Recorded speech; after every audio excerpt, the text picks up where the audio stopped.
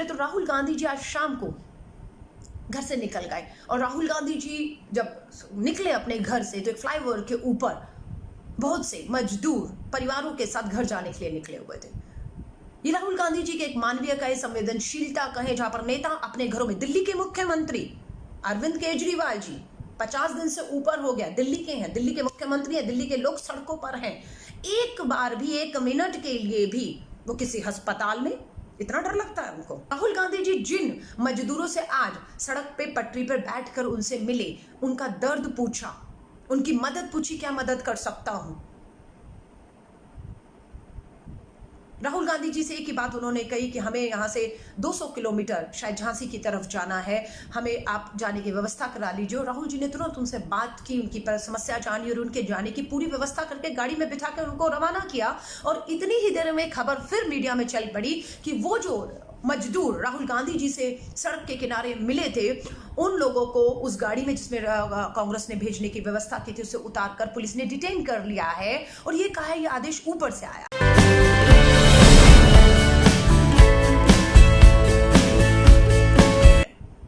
मुझे नहीं मालूम है कि क्यों ये खेल किया जा रहा है। अभी यही बात हुई तो उसके बाद ये हादसा उड़ई वाला 24-25 मजदूरों ने जान गंवाई। थोड़ी देर के बाद एक ट्वीट और आया, भाजपा के 6 साल बेमिसाल का जश्न कि आज केंद्र की मोदी सरकार ने सत्ता में अपने 6 साल पूरे किए, उसका जश्न में बेमिसाल,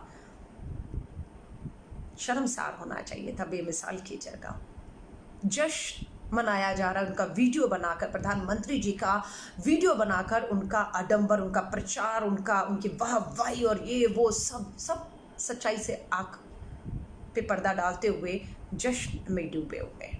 वहीं थोड़ा और आगे बढ़े तो राहुल गांधी जी की आज तीसरी प्रेस वार्ता।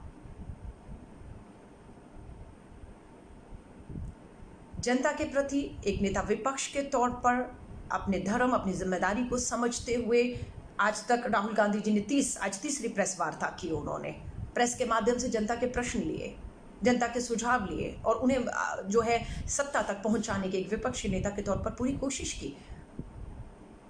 और आज की जो प्रेस कॉन्फ्रेंस थी, आज की प्रेस कॉन्फ्रेंस में बहुत से पत्रकारों ने ऐसे भी प्रश्न किए जिसमें कहीं ना कहीं राजनीतिक झलक रही थी, पर राहुल गांधी जी ने पूरी तरह से उन प्रश्नों के जवाब देने से मना कर दिया कि जो हो गया सो हो गया, उस पर मैं कोई बात नहीं करना चाहता हूं। अब यहां से आगे का रास्ता हमारा क्या होना चाहिए। और आज प्रेस वार्ता की और अभी तक राष्ट्रीय प्रेस को वो संबोधित कर रहे थे, देश की अखबारों और मीडिया को। आज उन्होंने क्षेत्रीय मीडिया को भी शामिल किया और रीजनल जो क्षेत्रीय हमारी मीडिया है उसके प्रश्नों के भी जवाब लगभग 1.25 घंटे तक राहुल गांधी जी ने जो उम्मीद इस समय देश के प्रधानमंत्री आदरणीय नरेंद्र मोदी जी से की जाती है, तीसरी प्रेस वार्ता की। और आज की प्रेस कॉन्फ्रेंस में निकल कर क्या आया, उसके बाद में निर्मला सीतारमण जी की आज की चौथी प्रेस कॉन्फ्रेंस उन्होंने भी की है, उस पर भी आऊंगी और अपनी बात को यहां पर खत्म करूंगी। राहुल गांधी जी ने आज जो बात की उसके ऊपर अगर आप बजाज ऑटोमोबाइल्स के जो मालिक हैं राजीव बजाज, उनका भी अगर आप इंटरव्यू सुनेंगे तो उन्होंने भी सीधे आर्थिक मदद, सीधा बैंकों में पैसा डालने की बात की। और वहीं पर आजिम प्रेम जी, विप्रो के मालिक हैं आजिम प्रेम जी, लाखों करोड़ों रुपया उन्होंने दान देकर इस आपदा में अपना योगदान दिया। उनका भी यही सुझाव था जो राहुल गांधी जी सुझाव दे रहे हैं कि एक मदद होती है जो तुरंत अभी करनी है, जेब में पैसा, पेट में रोटी, हाथ में रोजगार, 3 चीजें तुरंत करनी है आपको। ये आजिम प्रेम जी ने भी कहा कि जो राहुल गांधी जी का सुझाव है कि 7,500 आप जिंदगी भर के लिए नहीं, मात्र 2-3 महीने जब तक ये आपदा है, जितने भी मनरेगा में, गांव में मनरेगा के तहत जो काम कर रहे हैं और शहरों के जो युवा बेरोजगार हैं उनको न्याय योजना के तहत आप 7,500 सबके बैंक में मात्र 2-3 महीनों तक, जब तक हम अपनी आर्थिक व्यवस्था, अपनी इंडस्ट्री, अपने छोटे लघु उद्योगों को ठीक नहीं करते, तब तक तुरंत मदद के तौर पर देखा जा रहा है। 3 तरह के लेवल उन्होंने बताया कि पहला है कि तुरंत अभी रोटी चाहिए, अभी पैसा जेब में चाहिए, ये अभी की मदद है। दूसरी मदद है कि आपने सही कहा, जो छोटे कुटीर लघु उद्योग हैं उनको आप पैसा दीजिए ताकि वो अपने पैरों पर खड़े हो सके। तीसरी वो योजनाएं जिसके ऊपर एक लंबे समय तक आपको काम करना है, इंफ्रास्ट्रक्चर खड़ा करना है, अपने पैरों पर अर्थव्यवस्था को खड़ा करना है, एक लॉन्ग टर्म आपको प्रोग्राम देना है, आप उस पर काम करिए। लेकिन सरकार उल्टी चल रही है, सरकार वहां से शुरू हो रही है जो लंबे प्रोग्राम है उस पर इन्वेस्ट किया जा रहा है। वो निर्मला सीतारमण जी की आज की प्रेस कॉन्फ्रेंस में बताऊंगी। राहुल गांधी जी ने अपनी बात की शुरुआत करते हुए माँ और बच्चे का उदाहरण दिया। उन्होंने कहा कि जब बच्चा पीड़ा में होता है, दर्द में होता है, उसे जरूरत होती है, तो माँ उसकी मदद करती है, माँ उसको कर्ज नहीं देती है। इसलिए सरकार को साहूकार नहीं बनना चाहिए। सरकार को इस समय उस माँ की तरह होना चाहिए जो जरूरत पड़ने पर बच्चे की मदद करती है, ना बच्चे को ये कहती है कि मुझसे कर्ज ले ले। आज सरकार साहूकार बनकर मदद नहीं कर रही है, मात्र कर्जे देने की बात करती है। 20 लाख करोड़ का कर्जा देने की बात कर रही है, लेकिन मदद सीधे तौर पर वो नहीं कर रही है। मैं आप सभी से कहूंगी, ये सब सुझाव आज एक बार फिर से राहुल गांधी जी ने अपनी क्षेत्रीय प्रेस कॉन्फ्रेंस के माध्यम से जो है केंद्र की सरकार तक पहुंचाने को कहा है। मुझे मालूम है ये दबाव आपका और हमारा कब का काम आ रहा है, और ये दबाव आप अपने लिए और मैं अपने लिए नहीं बना रही हूँ। भगवान न करे आपको और हमें कहीं कोई कमी है, हम घर में है, परिवारों में है, खा रहे हैं, सब कुछ ठीक है। ये लड़ाई इस देश के गरीब और मजदूर किसान की लड़ाई है, जो आप और हमें मिलकर लड़नी है। और हमें करना सिर्फ इतना है कि सरकार पर निरंतर हमें दबाव बनाना है कि वो इस तरह के जो काम है उसे करे। महाराष्ट्र की सरकार ने कहा कि हमारा जो आर्थिक नुकसान हुआ है वो 1,40,000 करोड़ का, मतलब 1 लाख। आपके पास 20 लाख करोड़ है, आप सीधा राज्यों की मदद क्यों नहीं करते हैं? आप अपने उन राज्यों से पूछिए जहां पर सबसे ज्यादा जो है मार पड़ी है, उन राज्यों को आप आर्थिक पैकेज दे दीजिए, सीधे दे दीजिए।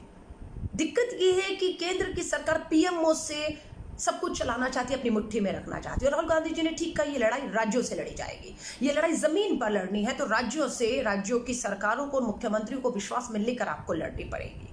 ऐसी बहुत सी चीजें जो है आज राहुल गांधी जी ने अपनी प्रेस कॉन्फ्रेंस में उठाई। बहुत से पॉइंट रखे, आप चाहें तो उनको सीधा सुन भी सकते हैं। एक और उन्होंने चिंता जाहिर की कि मुफ्त अनाज, मतलब 5 किलो अनाज और 1 किलो चना, पूरा एक महीना पूरा एक परिवार को 1 किलो चना और 5 किलो अनाज पूरा हो सकता है। वहीं पर पंजाब की सरकार ने अपना अनाज वापस भेज दिया, क्योंकि वो अनाज कहीं सड़ा हुआ निकला, क्योंकि गोदाम तो भरे हुए हैं, कब से भरे हुए हैं। और अगर सबसे नीचे पुराना अनाज है वो सड़ चुका है, वो इस समय पर सरकार भेजी जा रही है। 8 करोड़ मजदूर है, 6 किलो अनाज की बात की जा रही है पूरा महीना चलाने के लिए। सोचिएगा अपने ऊपर, ये लड़ाई आपकी मेरी है ही नहीं है, ये लड़ाई राजनीतिक है ही नहीं है। ये लड़ाई इस देश की इस आपदा के समय पर जिनके पास जिम्मेदारी है, जिनको चुना है, जिनको सत्ता सौंपी है, जिन्हें फैसले लेने हैं, जिनके हाथ में पैसा और ताकत है, उन तक आपको ये अपनी बात को पहुंचाना है कि तुरंत मदद कीजिए। लंबी आर्थिक जो राहुल जी ने कहा कि तूफान, एक आर्थिक तूफान इस देश की पूरी अर्थव्यवस्था को तबाह करने वाला आना है, उसके लिए भी हमें तैयार रहना है, इसमें कोई दो राय नहीं है। लेकिन आज अभी क्या करना है? आज अभी जो सड़कों पर हैं, ट्रेन स्टेशनों पर हैं और आज भी भूख से हैं, उन सबको तुरंत पहली मदद उनको करिए, फटाफट करिए। जो मैं लगातार बोल रही हूँ, राहुल गांधी जी बोल रहे हैं, विपक्ष बोल रहा है, आप बोल रहे हैं, देश बोल रहा है, लेकिन उसे सुनने के लिए तैयार नहीं है। आज की प्रेस कॉन्फ्रेंस का आपको बताऊंगी, जिसमें आत्मनिर्भर भारत, स्वदेशी, make in India, Nirmala Sitharaman ji की प्रेस कॉन्फ्रेंस में आज क्या कहा गया। लाल किला तो गिरवी है, आपको पता है ना, बताने की जरूरत नहीं। नीलामी वहीं से शुरू हुई थी।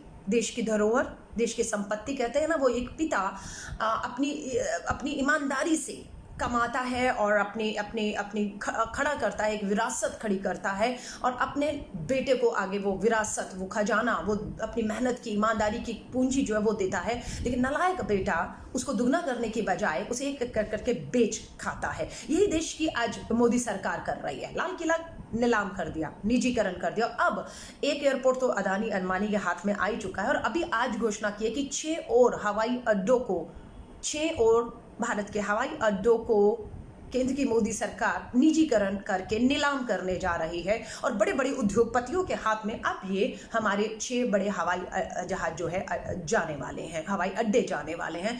अब मालूम नहीं है कौन से हवाई अड्डे जाएंगे जिससे भारत सरकार मुनाफा कमा रही थी या घाटे वाले थे। ये कौन से 6 को इन्होंने चुनकर नीलाम करके निजी हाथों में सौंपने की बात कही है। इसी की तरह कोल माफिया कहा जाता है, शब्द आता है कि कोयला माफिया ने छत्तीसगढ़ का, झारखंड का खोखला कर दिया है।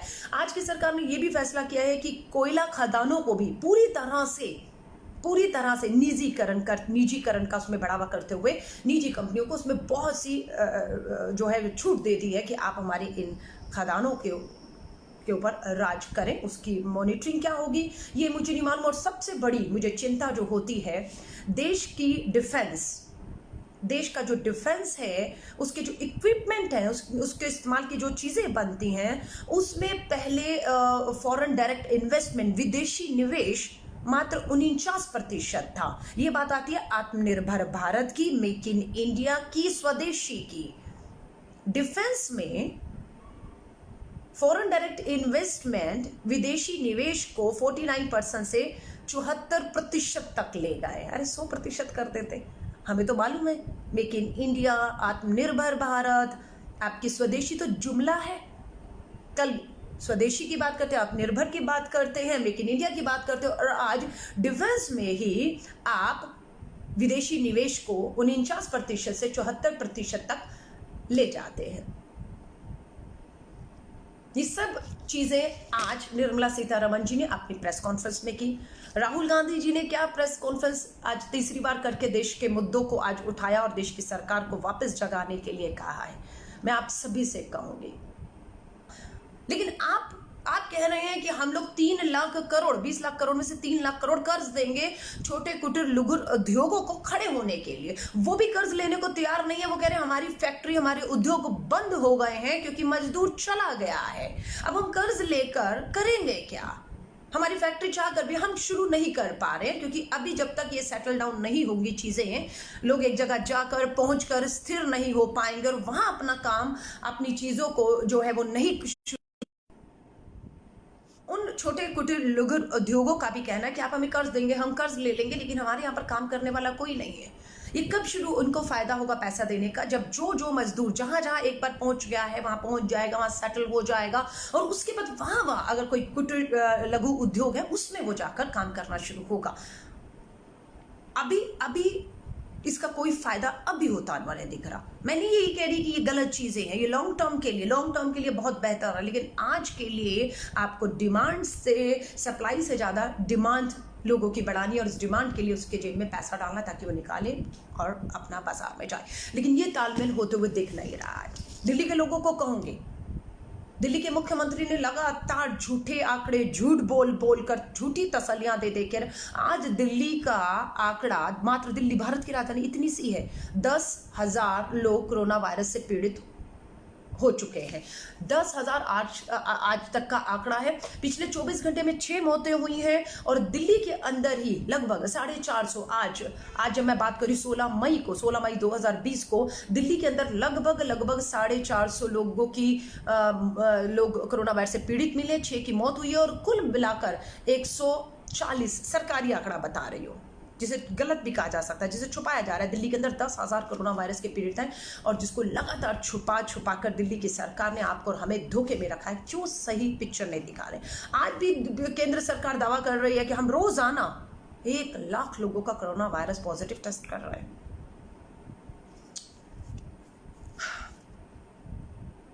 तो आप सभी से कहूंगी,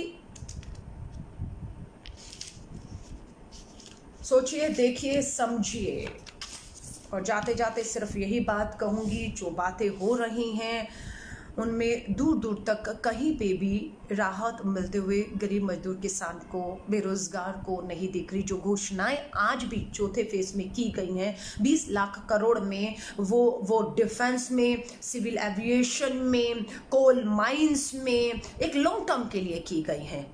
इससे आज अभी इस समय गरीब मजदूर किसान बेरोजगार को क्या लाभ मिलेगा, उसकी जिंदगी में कितनी आसान से राहत आएगी, ये किसी को नहीं पता है। ऐसा लगता है कि सरकार की जो घोषणाएं हैं करोड़ों लाखों रुपयों की, ऐसा लगता है कि सरकार आपदा में काम नहीं कर रही है, सरकार रोजमर्रा की तरह काम कर रही है, उसे कोई फर्क नहीं पड़ रहा है। वो लॉन्ग टर्म प्रोग्राम और बजट ऐसा घोषणाएं कर रही हैं, अपना सेलिब्रेशन 6 साल पूरे किए मोदी सरकार ने, उसके जश्न में है, और वाह मोदी जी, वाह मोदी जी, वाह मोदी जी। जमीन देखिए, मैं धन्यवाद करती हूँ फेसबुक के लोगों का जो लगातार सरकारों को सच्चाई से रूबरू करा रहे हैं और वीडियो डाल रहे हैं कि कहीं पर पुलिस वाला महिलाओं पर लाठी मार रहा है, कहीं बच्चा का हाथ इसलिए तोड़ दिया गया क्योंकि वो गरीब जो है माँ घर में बीमार थी, इसलिए वो बाहर निकलकर रेडी लगा ली और पुलिस वाले ने उस बच्चे का जो रेडी पर सामान बेच रहा था उसका हाथ तोड़ दिया। ये फेसबुक पर ही मैंने वीडियो देखे, आप भी देखिए, इनको खोजिएगा। आज राहुल गांधी जी जब प्रेस कॉन्फ्रेंस कर ली, सीतारमण जी को सुन लिया, रहा नहीं जाता ना। जब आपको पता लगता है कि हजारों लाखों लोग आज भी सड़क पे हैं, भूखे हैं, घर पहुंचने के लिए ट्रेनों के इंतजार में हैं, नहीं पहुंच रहे, तो राहुल गांधी जी आज शाम को घर से निकल गए। और राहुल गांधी जी जब निकले अपने घर से तो एक फ्लाईओवर के ऊपर बहुत से मजदूर परिवारों के साथ घर जाने के लिए निकले हुए थे। ये राहुल गांधी जी के एक मानवीय कहे, संवेदनशीलता कहे, जहां पर नेता अपने घरों में, दिल्ली के मुख्यमंत्री अरविंद केजरीवाल जी 50 दिन से ऊपर हो गया, दिल्ली के हैं, दिल्ली के मुख्यमंत्री हैं, दिल्ली के लोग सड़कों पर हैं, एक बार भी, एक मिनट के लिए भी वो किसी अस्पताल में, इतना डर लगता है उनको, इतना डर लगता है उनको कि वो किसी अस्पताल में, किसी अपने शेल्टर में, किसी खाने की जगह पर देखने नहीं गए कि हकीकत में जो मैं कह रहा हूं और जो लोग सच तस्वीर दिखा रहे हैं उसमें अगर इतना अंतर है तो मैं कैसे बैठ सकता हूं। अरविंद केजरीवाल जी को घर से निकलना चाहिए था, लेकिन वो 50 दिन में एक बार भी अपने घर से नहीं निकले। अब निकले तो अलग बात है, उसके लिए मैं आपको बधाई दूंगी कि आप आवाजें बुलंद करते हैं, नेताओं को मजबूर करते हैं। भाजपा के भी एक सांसद का वीडियो आया, मैंने ट्विटर पर शेयर किया है, नाम नहीं लूंगी, गायक रहे पुराने, अपनी गायकी से टिकट पाई क्योंकि बहुत उनको लगा कि फेमस गायक है, टिकट दे दो, मोदी जी के नाम से जीत जाएंगे, टिकट मिला, जीत गए। आज उनको मजदूरों से, उनके वीडियो में वो कह रहे हैं कि यार मुझे इनमें मत ले जाया कर, मुझे इनके पसीने से बदबू आती है। ये भाजपा के सांसद का बयान है। और राहुल गांधी जी जिन मजदूरों से आज सड़क पे पटरी पर बैठकर उनसे मिले, उनका दर्द पूछा, उनकी मदद पूछी, क्या मदद कर सकता हूं।